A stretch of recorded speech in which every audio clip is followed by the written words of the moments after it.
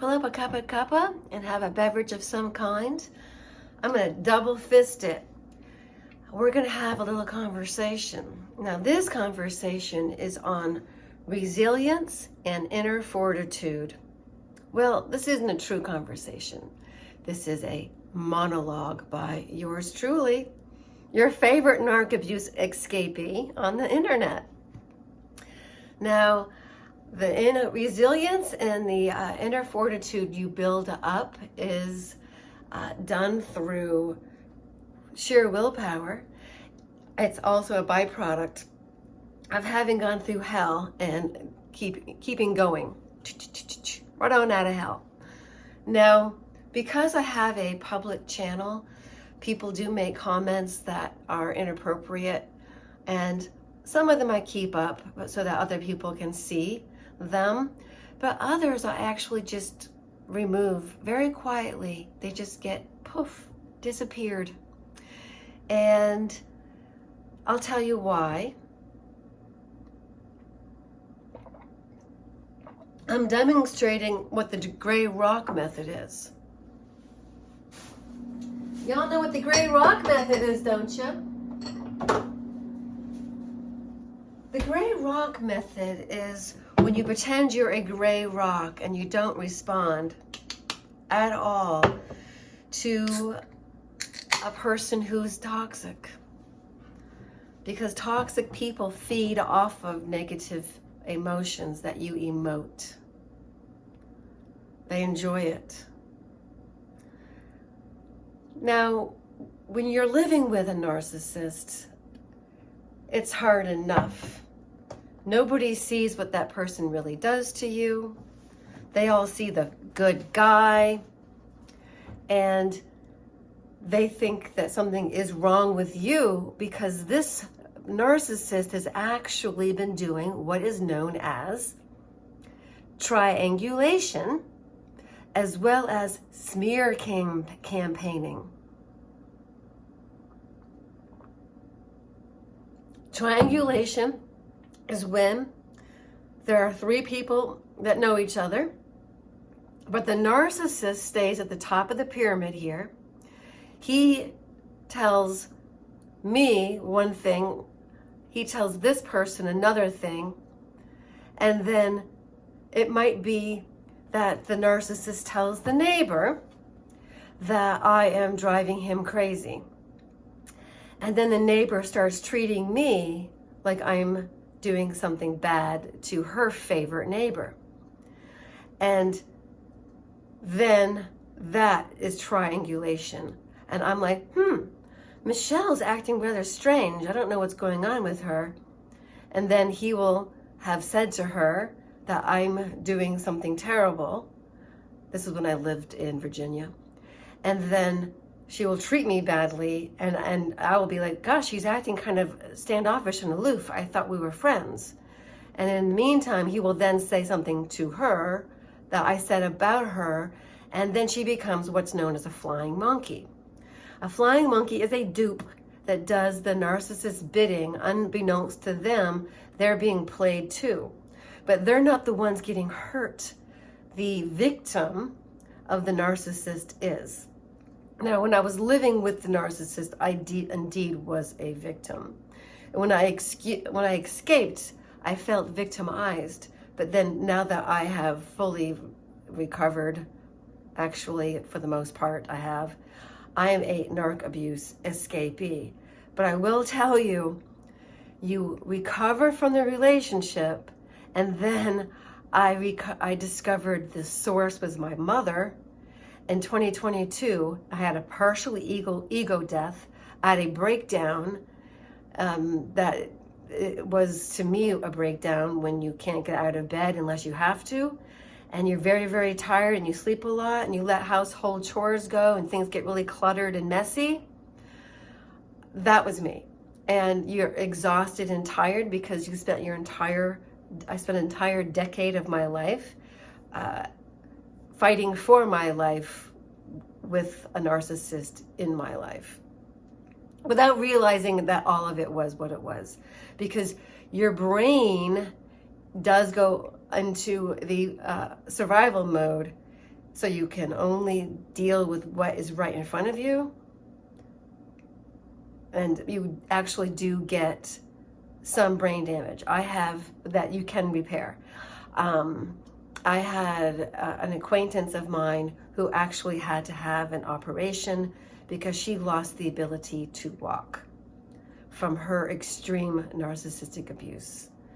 And she has a book. I'm not sure if she's writing about that, so I can't tell you her name. But in the future, I will tell you about her with her permission. And there's a story there. It's really interesting. But for now, her name is Jill. So Jill actually had such a combative experience with her husband that she had 3 kids with, 2 daughters and a son.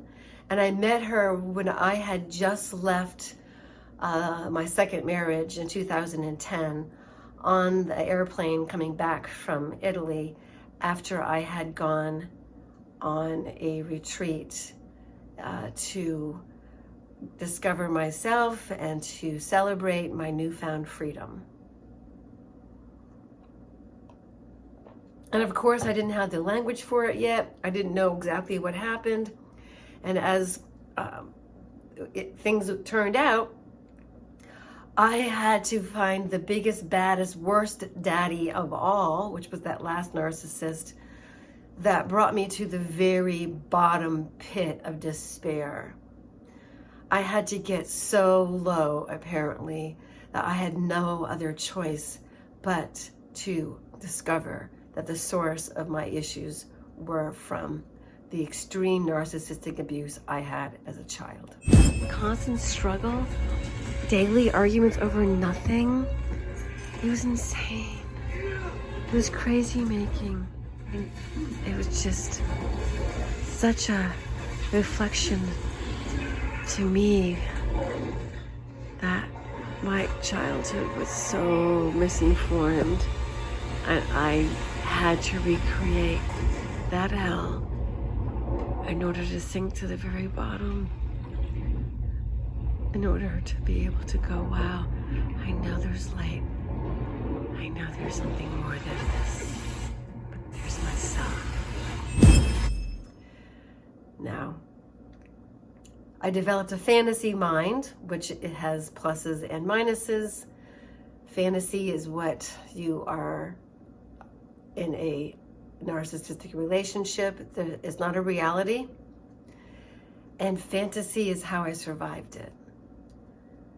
So there's a caution to not get too whimsical thinking, fantastical thinking, just pretend everything's okay thinking, but it has its place.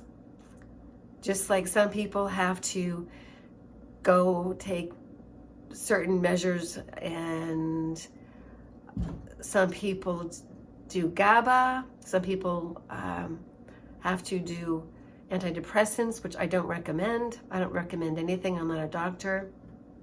Some people self-medicate with too much of this. I probably did too much of this at times, and I became lethargic, and you actually experience a certain amount of self-loathing and self-hatred, because the parts of you that are loving and wonderful and talented and terrific are overlooked first by the parent and then by the partners. So the inner resilience comes from just sticking it out, hoping one day it will get better. And for me, it got better the day I left, but then that's when the work began, the true inner work. And you don't have to leave your narc partner if they're the garden variety, if they really just don't value you, if they really take you for granted, if they talk over you, if they poo-poo you, if they really think everything that you do is dumb and they mock you. That's the garden variety. That's lovable. That's doable. But the kind I had are the kind that your body actually starts breaking down and you start getting sick. And several men that I met when I tried online dating, actually one of them killed their wife by his being. I can't make that claim, but when you live in an environment in which somebody is willfully throwing anger darts at you, it has an effect on the physical body. If you look into the work of Dr. Masaru Emoto, The Hidden Messages in Water, it is shown that if you love the water, the crystals made from it are perfect snowflakes. And if you send the water anger, it will be fragmented and broken. So,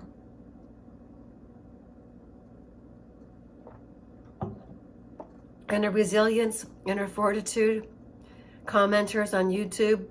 I got a commenter that blamed me for triangulation.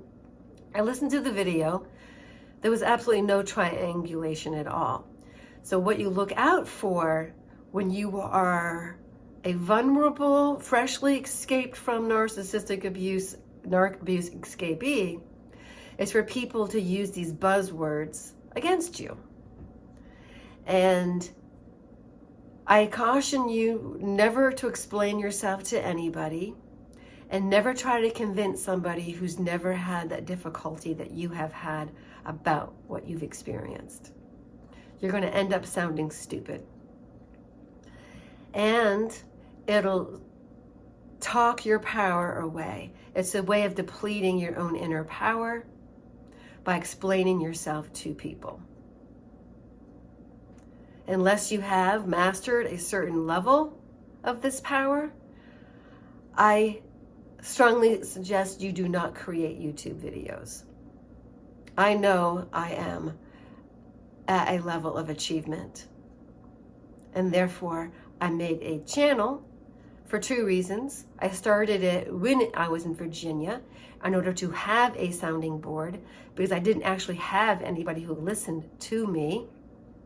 I moved to Virginia, and the man lied about everything, including the fact that I gave him $20,000 by way of paying off credit cards so we could buy a house together, because he love bombed me when I met him and we were going to buy a house together. He bought the house. He bought a new truck, all because he had $20,000 wiped off on his debt. I moved in, I bought a refrigerator that was worth $2,000. I painted the bathroom with Palace Vermeil Gold Ralph Lauren paint. I painted the upstairs. I painted a guest room. And we did the windows, and I stopped painting the sashes after he replaced the windows and I handed him the tools. Always an a-hole, always swearing at me under his breath and being impatient rather than thanking me for being such a good hander of tools and keeping my cool. And then he proceeded to degrade me as I was painting the sills and the sashes on the inside. So I calmly covered my paint can, wrapped my paintbrush in Glad wrap. I wasn't feeling so glad. And told them I was resigning from the job. And when I stupidly went back in 2020, after I had left in 2015, because yes, I was 5 years in the internet dating market. Everybody was a fool. There was no man online of any substance and character. And I was like, well, might as well go back to the devil I know than the devil I don't know. And plus, we were good in bed.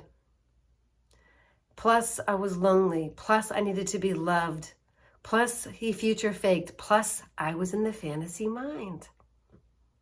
I wanted to believe he was really going to change. He really saw the light. He really saw my value.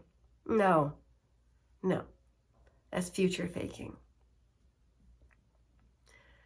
So the self-loathing comes from, I did it again, I failed again, I was duped again, I believed his bullcrap again.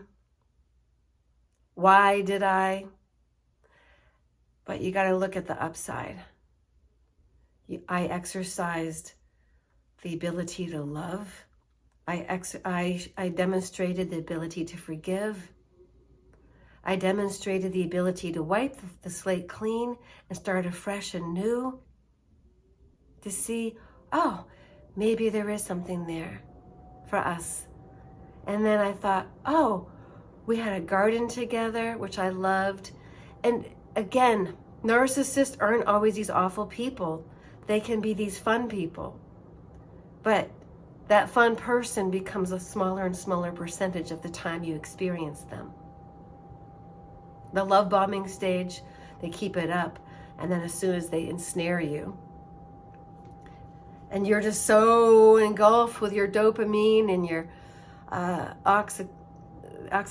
what is it? The orgasm drug, you know? the big O. Oh boy, that you are blind. This love is blind, man. Oxytocin, whatever it is that makes you feel really good. So after being degraded by the narcissist to my face, after having flying monkeys actually sneer at me, call me a bitch,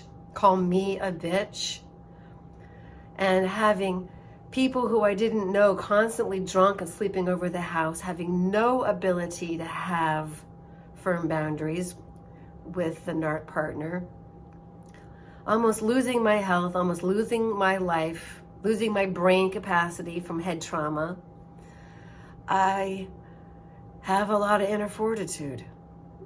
I've been through hell. I kept on going. And now I'm not in hell anymore. And when commenters on YouTube say something, like I told you in the beginning, off the mark, I just quietly eradicate the comment. And that's how I am dealing with all toxic people, pretending they don't exist. Using the gray rock method. It's called don't respond. Don't respond at all. I'm so sure of myself and who I am. The ability to communicate, I've developed relationships where people listen to you. Wow, imagine that. I'm having emotions of all kinds, which is energy and motion. Our emotions, including anger, when it's justifiable anger, when it's righteous anger, when it's Jesus anger, it's powerful. Which is why I suggest you don't take antidepressants. They make you feel nothing, like a Stepford wife. Just nothing. Nothing at all. I know this for a fact. Because I was told that I was the problem in the second marriage by my teacher that was a female, that when I look back at it, she was a narcissist too. And I remember what she said to me about her marriage when she said, well, the hardest thing about when I was living with my husband was that he became indifferent to me. My friends, do you want to know what the opposite of love is? It's not hate. It's indifference. And not knowing what a female narcissist is other than my own mother, I really don't know how to tell you about them. But she actually triangulated with my husband. And between the two of them, because I sent him to her so that we could have a better relationship as husband and wife, And they decided I was the problem. I was the angry one. It didn't matter that the reason why I was angry was because when he came home from work, he would reprimand me when I had my marketing project on the pub table. I had hand printed, well, I used the printer with an 8.5 by 11 design, and then cutters, and I was cutting postcards, and I was doing a mailing marketing campaign for my clients. And he came home and ridiculed me relentlessly, telling me that I needed to clean it up for him because he expected the house to be neat when he came home. Not, oh, look at you. Look at these wonderful postcards. These are really clever. You're doing this for marketing? Wow. So of course I was angry. I was angry also because we went to this particular counselor, Elizabeth, and we were going to her so that we could bridge the divide between us energetically. And he, when he showed up with her, was as sweet as a lamb, but he was bad as soon as we got home, and would degrade me and act smug like somehow he had his yacht together now because he was seeing an energy healer and he had more of himself together than I did. I go, but you're not putting yourself out on the table. We're not addressing the issues. I've asked you time and time again to put the outside light on so I can see when I come home. I've asked you time and time again to put the hall light on so that when I come in from the garage, I'm not stumbling in the dark. This is before cell phones had lights on them. I didn't have the ability to just turn my cell phone into a flashlight. And when you ask somebody to do something over and over and over again, and they never do it, you're with a narcissist. They don't care about you. So the triangulation is what they did to me, which is he had a relationship with me. She had a relationship with me, and then he began having a relationship with her on my request so that he and I could get closer. And then suddenly they knew more about my life than I did, and they suggested I take Lexapro. Now, one of my friends was a doctor, and he said, you're not a depressed person. You don't need this. There's nothing wrong with you. He gave me samples, and he goes, I recommend you break this into pieces, and you work up to a whole pill and work back down again, or you're gonna get hooked, because that's what happens to people. And when I found that every single day was just vanilla and placid and boring with no flavor, it wasn't French vanilla. It was like manila envelopes everywhere, vanilla. And I got off of it so fast because I realized I wasn't the problem. And I left that energy healer, narcissist bitch, Elizabeth, and I divorced the husband. But of course, I hadn't mastered the full knowing of why I was such a vulnerable target to narcissist, because I hadn't realized it was with my mother. And of course, I had to sink to the very bottom, and I had to go through the biggest war of my life. And so after you do that, I'm akin to an Olympic athlete. I'm a professional. I've had 3 types of narcissists: a narcissistic mother and a narcissistic counselor, without recognizing what any of them were. I've been called narcissistic, but I tell you this, no narcissists can actually live alone without filling their life with people. because they require outside validation. And therein lies the proof. So cheers to that. Love you all. And do not let anybody else define you. You have your own inner authority. The conversation begins with yourself, the positive self-image that you have every single day, greeting yourself, loving yourself, positive messages. Yeah. The emotions, very healthy to have. Very. Yeah. Have those emotions. Self-acceptance and self-love, you got to cultivate those.